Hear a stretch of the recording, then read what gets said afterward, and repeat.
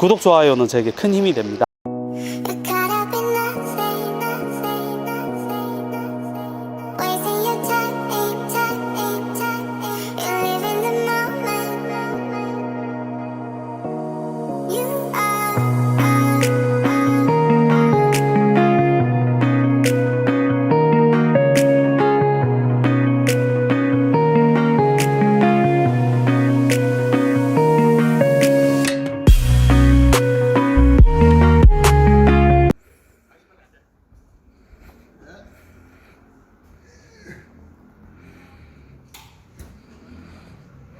소양이 있을 거 아니야?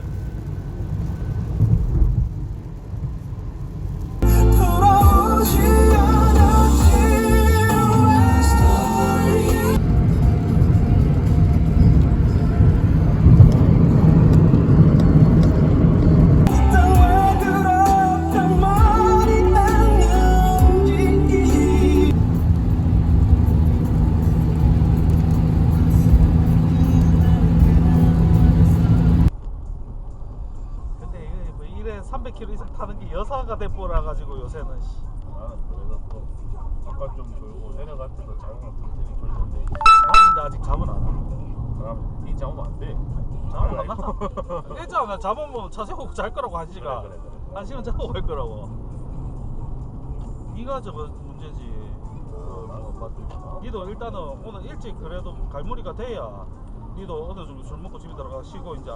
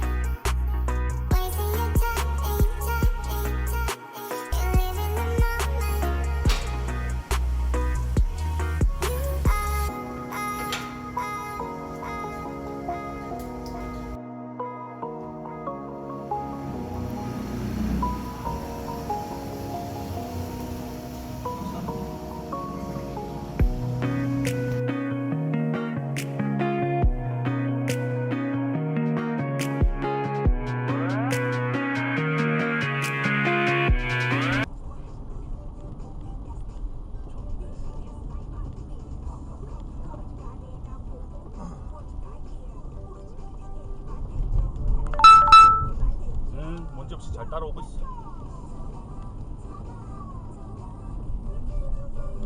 오토바이 한번 봐봐라. 덜렁덜렁거리는 거. 아, 존나 널찍하네.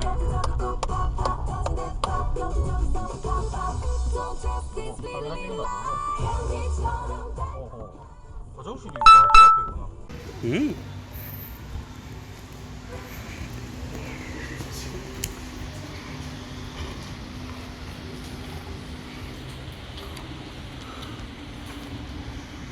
진짜 라인 꽉 차네.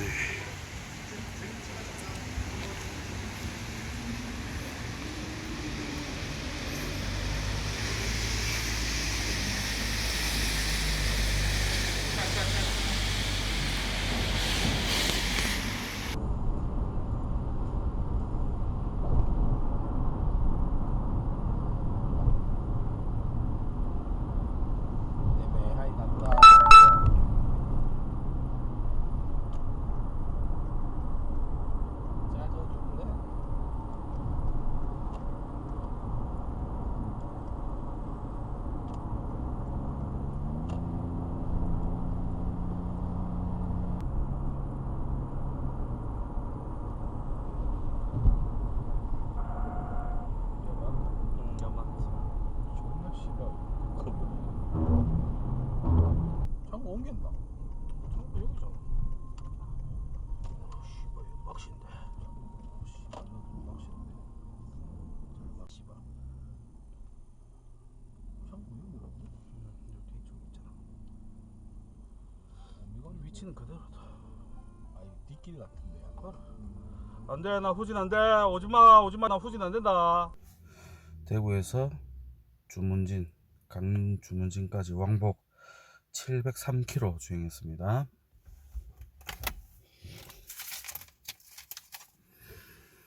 연료는 지금 대략 한 80% 차 있는 상태고,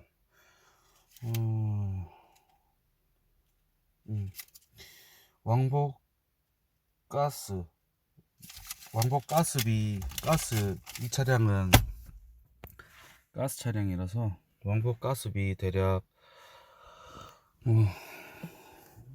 왕복 주행 가스 비용으로 대략 10,000원 정도가 소비되었습니다. 공차로 다녔을 때, 그러니까 이제 뒤에 트레일러를 끌고 그리고 트레일러에 바이크를 적재하지 않고 차량만 단독으로 운행을 했을 때는 대략 이제 가스 가득 주유했을 때 38리터 정도 가량해서 38리터 주유 가스 충전에 고속도로 100% 주행했을 때 340km를 운행을 했습니다. 지금은 대략 한 280, 300km 정도 주행이 되는 것 같아요. 가득 주유 한 번에. 네, 그렇게 되네요. 대략 왕복 가스 비용, 왕복 연료 비용은 대략 한 85,000원 정도 선 될 것 같습니다. 생각보다는 연료 소모량이 그렇게 크지는 않았어요. 반갑습니다. 박비용입니다. 오늘 소개해드릴 이 제품은 바로 스틸아트 모터스의 업고라는 제품입니다. 흔히 많이들 보셨겠지만 이 제품 같은 경우에는 이제 카고형 트레일러입니다. 그래서 바이크 전용 뿐만 아니라 바이크용으로도 사용 가능하지만 다양한 화물을 운송할 수 있게끔 이렇게 준비가 되어 있고, 제가 이전에 이제 겪어봤던 트레일러는 사실 P4죠. P4의 600 시리즈라고 이제 요거랑 사이즈가 비슷하긴 하지만 요거보다는 좀 작은 사이즈의, 폭은 좁고 길이도 좀 작을 거예요 아마. 그 제품을 사용을 했었는데 그 제품 대비해 가지고 이 제품의 차이점을 좀 이야기를 해보려고 합니다. 사실 장거리를 운행하면서, 특히나 이제 좀 그렇지, 장거리를 운행하면서 많이 신경 쓰이는 부분이 바로 타이어입니다. 타이어 같은 경우에 이 제품은 고하중용 화물 카고용 고하중 타이어가 장착이 되어 있어서 적재물에 대비한 그런 문제가 없습니다. 이전에 P목사 같은 경우에는 12인치 사이즈의 트레일러 전용 타이어를 썼는데 그 타이어 자체가 좀 많이 내구성이라던가 그리고 쉽게 구하기가 어려운 단점이 있었습니다. 그래서 예를 들어 가지고 고속도로에서 장거리를 나갔다가 파스가 났습니다. 그런 경우에는 타이어 교환이 안 됩니다. 없어요. 근데 요거는 포터 후측 타이어랑 사이즈가 같기 때문에 포터 타이어는 전국 어디에서도 구할 수 있죠. 출장 빵꾸 타이어 이거 다 됩니다. 그래서 쉽게 구할 수 있고, 그리고 고속도로나 장거리에서 멈춰 섰을 때는 견인이 앞 차량만 되지 뒤에 출애라는 견인이 되질 않아요. 그래서 개인적으로 따로 와서 어떻게 조치를 해야 되는 그런 단점이 있습니다. 그리고 보셨다시피 이 제품의 특장점은 바로 베드가 수직 상하가 가능하다는 장점이 있습니다. 예전에 제가 썼던 그런 평판 트레일러, 카고 트레일러 같은 경우에는 평탄화 작업은 되어 있지만 바이크 상하차 하기가 어려운 이런 고상 위치에다가 사다리라든가 아니면은 접이식 사다리, 경사로 같은 것들을 장착을 해서 사용을 했어야만 됐습니다. 근데 이걸 한번 보여드릴게요. 자, 보시면은 이렇게 안전고리가 장착되어 있습니다. 혹시 모를 베드의 그런 떨어짐이라든가 이런 문제를 해결하기 위해서 안전고리가 양쪽으로 장착이 되어 있습니다. 사용법은 간단합니다. 이렇게 리모컨을 이용을 해서 사용하거나 이렇게 전원을 넣고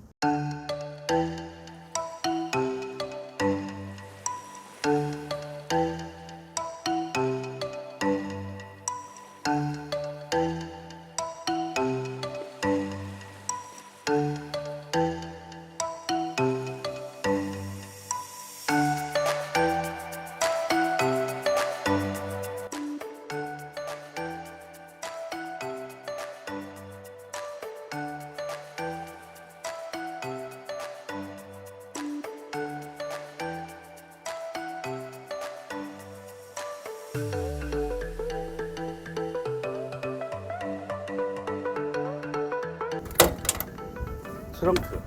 보통 이런 제품군들 같은 경우에는 트렁크가 없습니다. 보통은 이제 비용을 주고 추가로 옵션으로 장착을 해야 되는 부분인데 지금 요 제품군 같은 경우에는 요 트렁크까지 포함되어 있습니다. 다만 휠 초크 같은 경우에는 옵션입니다. 기본으로 제공되진 않고 요 트렁크와 바꾸는 무상으로 제공이 됩니다.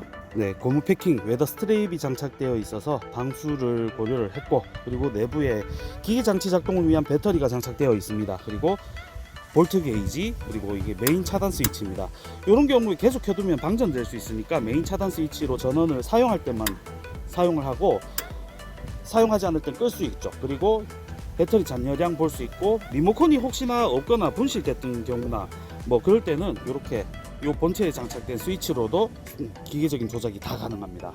내부 공간은 뭐 보시다시피 배터리가 들어가 있지만 배터리 공간이 그렇게 크게 차지하지 않다 보니까 이전 영상에서도 보셨다시피 요 내부에 필요한 뭐 장비, 뭐 헬멧이라던가 이런 것들도 보관 가능하고 뭐 공구류들도 가능합니다. 제가 봤을 때는 근데 여기 이걸 캠핑용으로 사용도 가능해 보여, 정말 다목적 보여집니다.